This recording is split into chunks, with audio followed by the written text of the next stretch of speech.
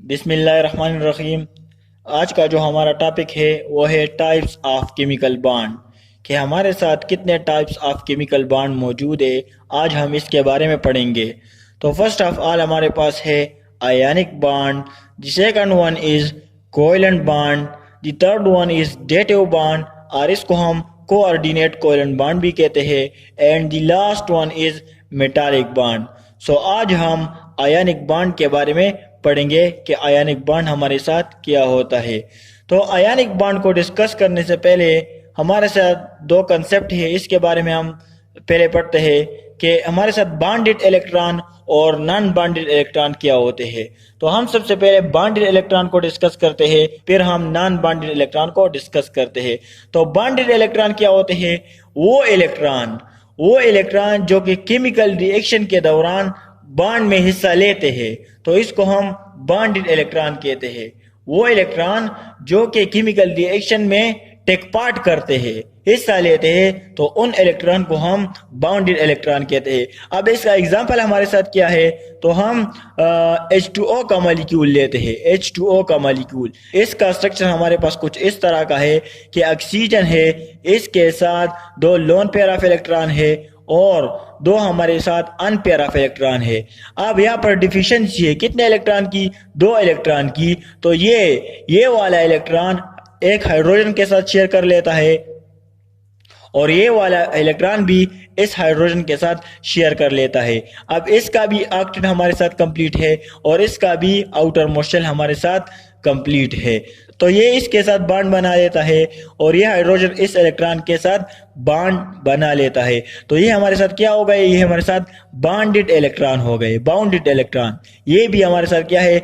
Bounded electron. तो वो electron जो कि केमिकल रिएक्शन में हिस्सा लेते हैं, उन इलेक्ट्रॉन को हम बाउंडेड इलेक्ट्रॉन कहते हैं।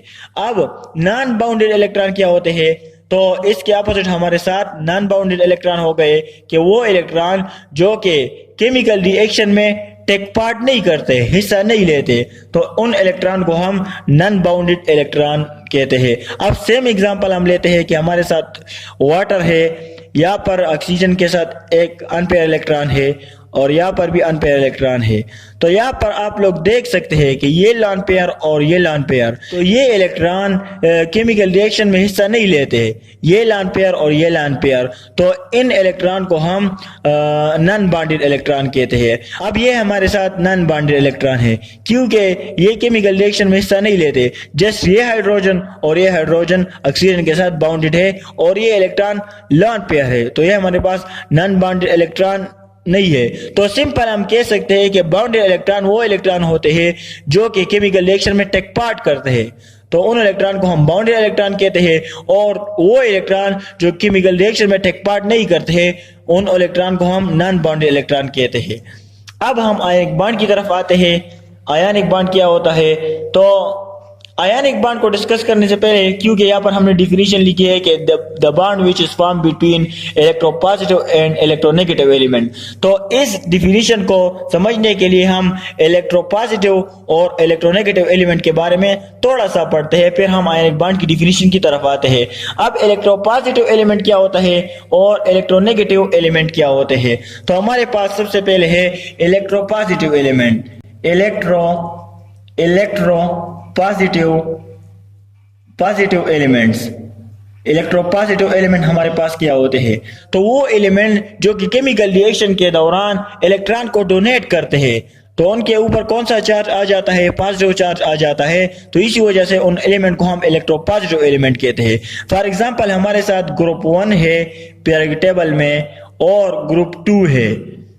ग्रुप 2 के जो एलिमेंट है उन एलिमेंट को हम इलेक्ट्रोपॉजिटिव एलिमेंट कहते हैं क्योंकि केमिकल रिएक्शन के दौरान ये इलेक्ट्रॉन को डोनेट करते हैं, लूज करते हैं, तो इसी वजह से इनके ऊपर पॉजिटिव चार्ज आ जाता है। और अगर हम इलेक्ट्रोनेगेटिव एलिमेंट की बात करते हैं, हमारे साथ है इलेक्ट्रोनेगेटिव एलिमेंट। इलेक्ट्रोनेगेटिव एलिमेंट कौन से एलिमेंट होते हैं? तो वो एलिमेंट जो कि इलेक्ट्रॉन को एक्सेप्ट करने की कोशिश करते हैं, उनको हम इलेक्ट्रोनेगेटिव एलिमेंट कहते हैं। हमारे साथ ग्रुप ग्रुप 6 और ग्रुप 7 के जो एलिमेंट होते हैं वो इलेक्ट्रॉन को एक्सेप्ट करने की कोशिश करते हैं, तो उन पर एज अ रिजल्ट हमारे साथ नेगेटिव चार्ज आ जाता है, तो इनको हम इलेक्ट्रोनेगेटिव एलिमेंट कहते हैं।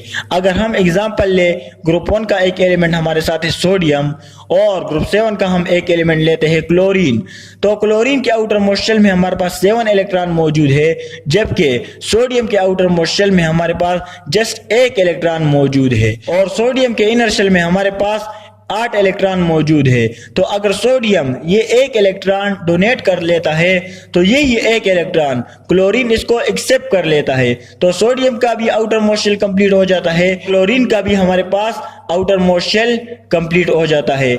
यहाँ पर भी नोबल गैस का जो इलेक्ट्रॉनिक कन्फिग्रेशन होता है वो सेटिस्फाई हो जाता है और यहाँ पर भी सेटिस्फाई हो जाता है। अगर हम सोडियम के स्ट्रक्चर को देखें तो हमारे साथ ये सोडियम का स्ट्रक्चर है, ये हमारे साथ पहला शेल, ये हमारे साथ दूसरा शेल और ये हमारे साथ तीसरा शेल। तो पहले शेल में 2 इलेक्ट्रॉन है, दूसरे शेल में हमारे पास 8 इलेक्ट्रॉन मौजूद है, यहाँ पर 8 इलेक्ट्रॉन, और लास्ट शेल में हमारे साथ जस्ट 1 इलेक्ट्रॉन मौजूद है। अगर हम यहाँ पर देखते हैं तो इसका एटॉमिक नंबर हमारे पास 17 है। तो पहले शेल में हमारे पास 2 इलेक्ट्रॉन और लास्ट शेल में, पहले शेल में हमारे पास 2 इलेक्ट्रॉन, फिर हमारे साथ 8 इलेक्ट्रॉन यहाँ पर मौजूद होते हैं और यहाँ पर कितने इलेक्ट्रॉन, 2 और 8 10, और यहाँ पर 7 इलेक्ट्रॉन होते हैं, 3 4 5 6 और 7। तो यहाँ पर एक इलेक्ट्रॉन की रिक्वायरमेंट है और यहाँ पर 7 इलेक्ट्रॉन की रिक्वायरमेंट है। तो सोडियम एक इलेक्ट्रॉन डोनेट कर लेता है, किसको, क्लोरीन को, और क्लोरीन इसको एक्सेप्ट कर लेता है। तो यहाँ पर पॉजिटिव चार्ज और यहाँ पर नेगेटिव चार्ज हमारे साथ आ जाता है। तो ये हमारे साथ इलेक्ट्रो पॉजिटिव एलिमेंट हो गया और ये हमारे साथ इलेक्ट्रो नेगेटिव एलिमेंट हो गया, क्योंकि यहाँ पर नेगेटिव चार्ज है, इसने इलेक्ट्रॉन को एक्सेप्ट कर दिया, और यहाँ पर पॉजिटिव चार्ज है, इसने इलेक्ट्रॉन को डोनेट कर दिया। तो ये हमारे साथ इलेक्ट्रोपॉजिटिव और इलेक्ट्रोनेगेटिव एलिमेंट का कंसेप्ट है। अब हम आते हैं आयनिक बॉन्ड की डिफिनीशन की तरफ कि आयनिक बॉन्ड हमारे साथ क्या होता है। सो यहाँ पर हम इसको डिफाइन करते हैं, the bond which is form by the complete transfer. यहाँ पर एक वर्ड है complete transfer of electron from one atom to other atom is called ionic bond. अब आयनिक बॉन्ड क्या होता है कि कंप्लीट ट्रांसफर ऑफ इलेक्ट्रॉन होती है from one atom to other atom, so इस बॉन्ड को हम आयनिक बॉन्ड कहते हैं। अब यहाँ पर आप लोग देख सकते हैं कि अगर हम दोबारा सोडियम का एग्जांपल लेते हैं, सोडियम और क्लोरीन का यहाँ पर आउटर मोस्ट शेल में हमारे साथ एक इलेक्ट्रॉन मौजूद है और इसके आउटर मोस्ट शेल में 7 इलेक्ट्रॉन मौजूद है। यहाँ पर आप लोग देख सकते हैं। तो अपने आउटर मोस्ट शेल को अब ये कैसे कंप्लीट करेगा, तो हमारे साथ सिर्फ एक ही सिचुएशन है कि सोडियम इस इलेक्ट्रॉन को डोनेट कर ले और क्लोरीन इस इलेक्ट्रॉन को एक्सेप्ट कर ले। तो हमारे साथ क्या होता है कि क्लोरीन का भी आउटर मोस्ट शेल कंप्लीट हो जाएगा और सोडियम का भी हमारे पास आउटर मोस्ट शेल कंप्लीट हो जाएगा। तो यहाँ पर पॉजिटिव चार्ज और यहाँ पर नेगेटिव चार्ज, यहाँ पर electrostatic force of attraction develop हो जाती है और एज अ रिजल्ट हमारे साथ यहाँ पर बॉन्ड बन जाता है। जब हमारे साथ बॉन्ड बन जाता है तो इस बॉन्ड को हम क्या कहते हैं, आयनिक बॉन्ड कहते हैं। इस बॉन्ड को हम आयनिक बॉन्ड कहते हैं और हमारे साथ स्टेबल सोडियम क्लोराइड का कंपाउंड बन जाता है। और जो कंपाउंड हमारे साथ आयनिक बॉन्ड के रिजल्ट में बन जाता है उस कंपाउंड को हम आयनिक कंपाउंड कहते हैं। अब आप लोगों को समझ में आया होगा, मैं उम्मीद करता हूं, क्योंकि यहाँ पर मैंने बहुत डिटेल के साथ इसको डिस्कस किया कि इलेक्ट्रोपॉजिटिव एलिमेंट क्या होता है और इलेक्ट्रोनेगेटिव एलिमेंट क्या होता है, और ये भी मैंने डिस्कस कर लिया कि किस तरह complete transfer of electron from one atom to other atom होती है।